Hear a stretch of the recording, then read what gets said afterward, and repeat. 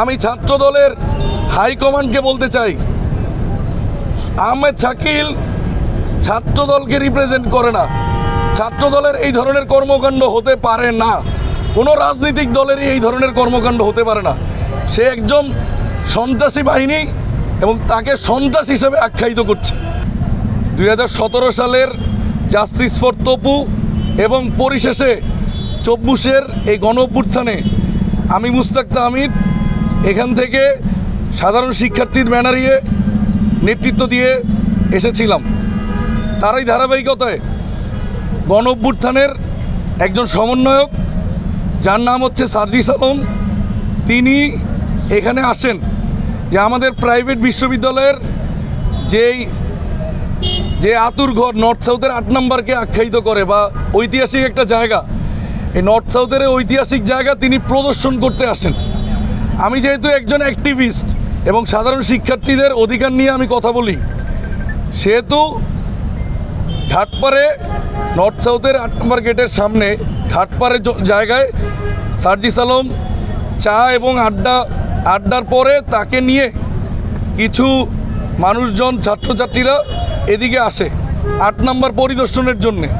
আমিও তার পাশাপাশি আসি এবং যখন আমি তাকে বলতে আসি যে এখানে বিভিন্ন দলের মানুষ এখানে এসেছে, প্রাইভেট বিশ্ববিদ্যালয়ের ছাত্রদের যে একটা জায়গা, একত্রিত হওয়ার জায়গা, এবং বসুন্ধরা আবাসিক এলাকা একটা প্রাইভেট বিশ্ববিদ্যালয়ের শিক্ষার্থীদের একটা হাব, এই জায়গায় আপনি এতদিন পরে এসেছেন, এই জন্যে আপনাকে আমরা আমন্ত্রণ জানাই। প্রতিমধ্যে আমার আসার সময় আমি এখানে এসে লক্ষ্য করি, আমি এখানে সবসময় থাকি এবং এখানে আমার 10 বছরের জীবন। এখানে কিছু 3-4টা বিশ্ববিদ্যালয়ের ছাত্রদলের নেতাকর্মীদের অবস্থান এখানে দেখতে পাই। সেখানে আমি আমার নর্থ সাউথ বিশ্ববিদ্যালয়ের ছাত্রদলের ডেজিগনেটেড কাউকে আমি দেখি নাই, কিন্তু নর্থ সাউথ বিশ্ববিদ্যালয়ের ছাত্রদলের আশেপাশে থাকে বা তাদের সাথে চলাফেরা এরকম মানুষজনকে আমরা এখানে দেখতে পাই। তার মধ্যে একজন আহমেদ শাকিল মাশরুফ, তিনি ছাত্রদল নেতা হিসাবে দাবি করেন, কিন্তু সে ছাত্রদলের কোনো পোস্টেড না। বাট আহমেদ শাকিল সে একজন পোস্টেড। তার সাথে সাধারণ শিক্ষার্থীরা সহ এবং অন্যান্য যে শিক্ষার্থীরা আছে, যারা সমন্বয়ক আছে, একটা বাক বিতর্কে জনায়। আহমেদ শাকিল তার দলবল এবং মানুষজন নিয়ে ঢাবির এগেইনস্টে স্লোগান দিচ্ছিল। আসলে এটা আমার কনসার্ন না। আমার ঢাবির এগেইনস্টে বা ঢাবির পক্ষে বা ঢাবির দালালি চাটুকারিতা করা এটা আমার রক্তে নাই ভাই। আমি প্রাইভেট বিশ্ববিদ্যালয়ের একজন শিক্ষার্থী এবং বাংলাদেশের একটা টপ বিশ্ববিদ্যালয়ে পড়ার আমার সৌভাগ্য হয়েছে এবং এখনও আমি নিয়মিত ছাত্র। সেই হিসাবে বলবো, আপনারা অন্যদিকে কথাটা না নিয়ে আমার কথাটা বোঝার চেষ্টা করুন।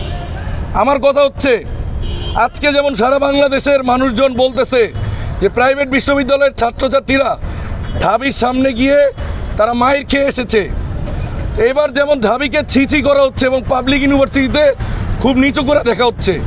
সিমিলারলি আমি একজন স্টুডেন্ট অ্যাক্টিভিস্ট হিসাবে আমি এটাই দেখেছি যে আমার প্রাইভেট বিশ্ববিদ্যালয়ের সামনে যদি কাউকে হিউমিলিয়েশন করা হয় এবং কারো সাথে ব্যক্তিগত আক্রমণ করা হয়, তাহলে সেটা আমাদের মতো সাধারণ অ্যাক্টিভিস্ট যারা বা ছাত্র যারা, তাদের গায়ের উপর বর্তাবে। এই জন্যে আমি উভয় পক্ষকে, আপনারা ফুটেজে দেখবেন, উভয় পক্ষকে ছাড়ানোর চেষ্টা করছি।